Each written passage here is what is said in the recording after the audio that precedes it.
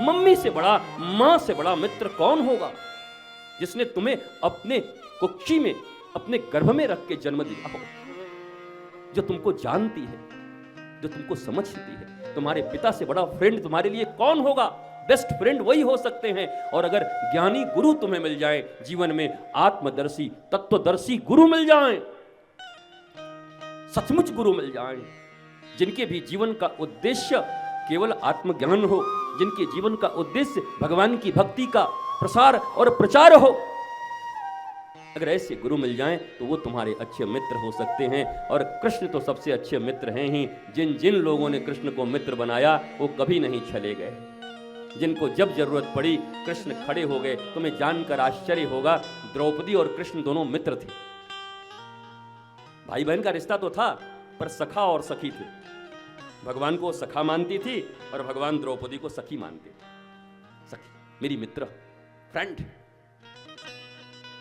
जो कॉन्सेप्ट तुम्हारे पास है, और आज पता नहीं 14 तारीख भी है, देख लो श्री कृष्ण से बढ़िया मित्र और फ्रेंड तुम्हारा कौन हो सकता है इस दुनिया में। जब उस द्रौपदी को अपने ही लोग बड़ी सभा में खड़ा करके, जब भीष्म की तरह देखकर रोती है, जब कृपाचार्य की तरफ देखकर रोती है, अरे अपने सास और ससुर की तरफ देखकर रोती है। एक ससुर तो अंधा था और सास जानबूझ के अंधी बन गई थी कपड़ा बांध के। इसको भी कहीं कोई पतिव्रता कहते?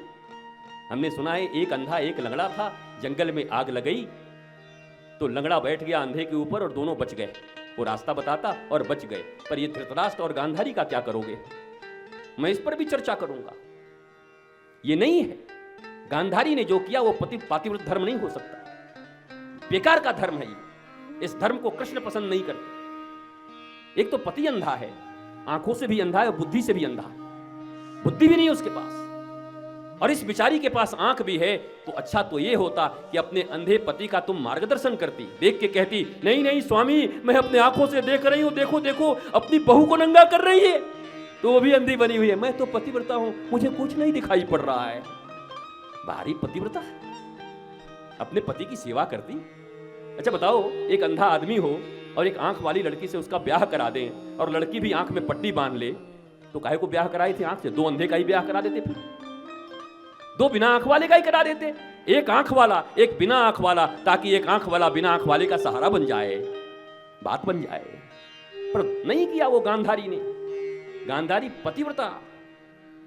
इसलिए कर्म कांड करने वाले लोग समझते नहीं ज्यादा। मेरे प्यारे मित्रों, याद रखना, 1 लाख श्लोक हैं, ऋचाएं हैं वेद में।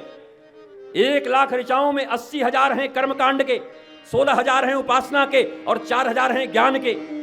80,000 कर्म कांड में ही जन्म लेते हो और मर जाते हो, उपासना तक नहीं पहुंच पाते, ज्ञान तक तुम क्या खाक पहुंचोगे? तुम्हारी यात्रा अधूरी है। तुम्हारा बच्चा अगर पहले क्लास में ही पढ़ता रहे 20 साल का होकर के, तो लोग कहेंगे मंद बुद्धि है।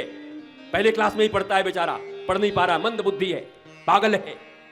वैसे तुम भी 80,000 कर्म कांडों में उलझे हुए हो, उपासना तक पहुंच नहीं पाते और उपासना से आगे निकलकर ज्ञान तक, नॉलेज तक नहीं पहुंच पाते। इसलिए इतनी पूजाएं करने के बाद भी तुम्हारी हालत ठीक नहीं है। इतना शिव जी के ऊपर जल चढ़ाने के बाद भी तुम्हारे घरों में क्लेश हैं, तुम्हारे शरीर में रोग है, तुम्हें तकलीफ है, पैसों की कमी है, नौकरी नहीं लगती, बच्चों की शादी नहीं हो रही, तुम हैरान हो, परेशान हो, दुखी हो। क्यों? मैं पूछता हूं तुमसे, अगर तुम इतनी पूजाएं कर रहे हो, दुखी क्यों हो? तुम इतने भगवान के मंदिर जा रहे हो, दुखी क्यों हो? तुम इतना नियम नीति मानते हो, दुखी क्यों हो? जवाब चाहिए।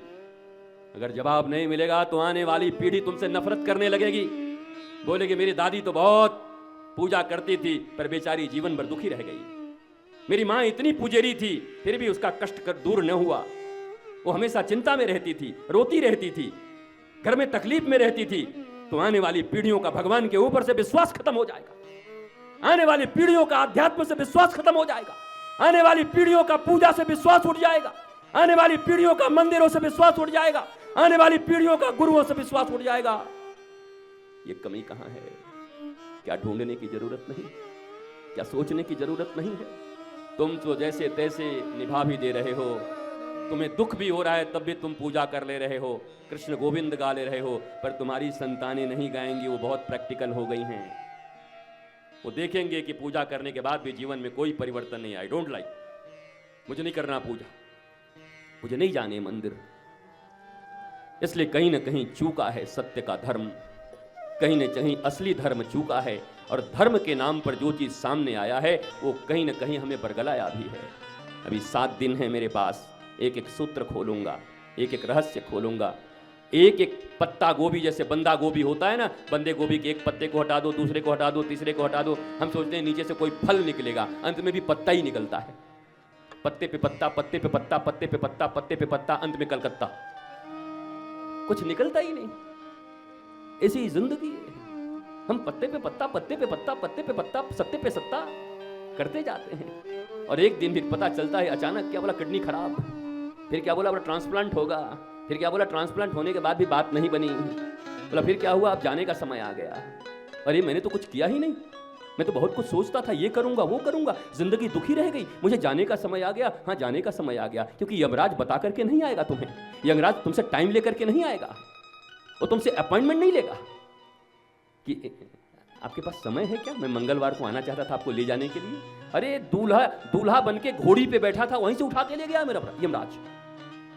आजकल देखो पार्टियों में लोग नाच रहे, नाचते नाचते गिर जा रहे हैं।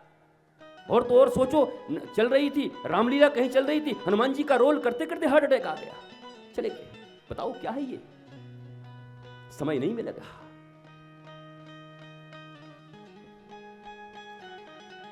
एक पल का खबर नहीं है अगले पल क्या होगा, और तुम इतने दुखी हो।